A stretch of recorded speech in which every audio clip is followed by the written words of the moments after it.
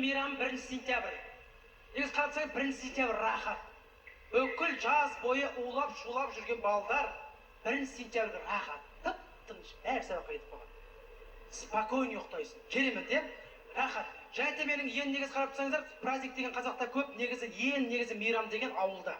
Жаңа айтып кетті ғой, негізі бірақ менің ауылдағы мейрам, мына негізі ауылдағы мейрам, егер бір қыз бір жігітпен танысса, ол вообще негізі конкретный мейрам.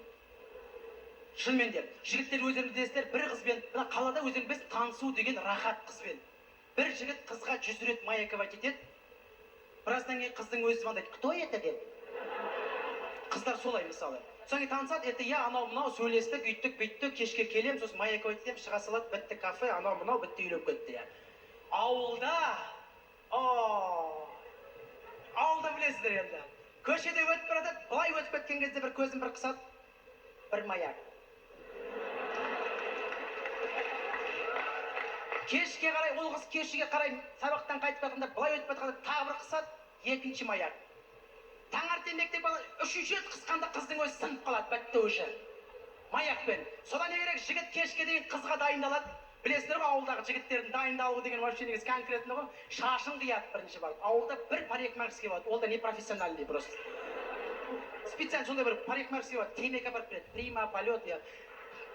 Сонымен не керек, сосын ол жігітке бар шашын алдырады, кешке дейін сосын ағасының көйлегін киеді, ол көйлек мына жерден келіп тұрады, я. Сосын бар көрші ағасы бар, одан бар бір свитер сұрап алады, ол свитер үлкен, оны көтеріп бір шалбар ішіне салып алып, былай бір жіберіп қояды, бүйтіп. Конкретно, я. Сосын шалбар киіп алады, папасының шалбары, ол мына жерде қамағына қыстырып қояды, оны, я. Соны не керек, кешке қызға дайындалып жүреді. Кеш болады. Ой. Любой жігіттің ауылда қызға барса отыратын жері болады. Үйінің қасында. Оны даже итке дейін білмейді сол үйді. Отырып алады. Кешкі сағат қой келеді. Артында сол сүйетін қызы бар қойдың артында. Содан кейін сиыр келеді. Сиырдың артынан папасы жұмыстан келеді.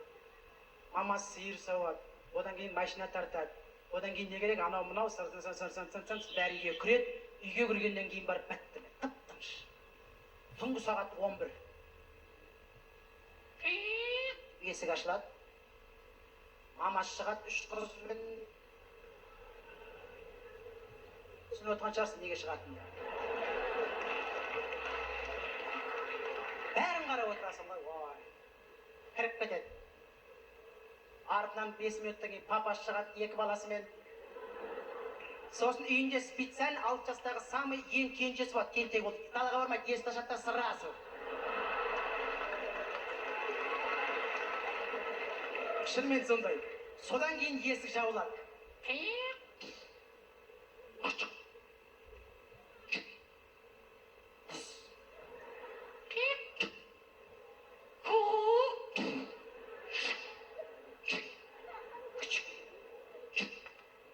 Қарап қойды, ешкім жақпайды.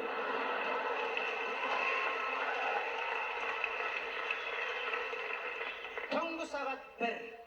Дала тып-тыныш. Ан жақта 79 ысқырылады бірін іздеп. Бұл жақта 80-дер жүреді. Тым-тырыс дала, тек ысқырған дауыс келеді. Тып-тырыс отырасың. Түнгі сағат 3 болады. Өзіңіз ойлаңыз, ауылдың кеші. 3 болды. Әлі жоқ. Светтің бәрі сөнді. Бір уақытта таңғы сағат 4-те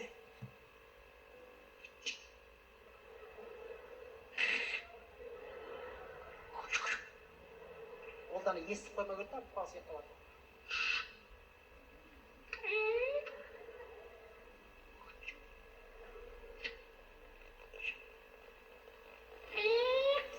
Бүгін мен шығайып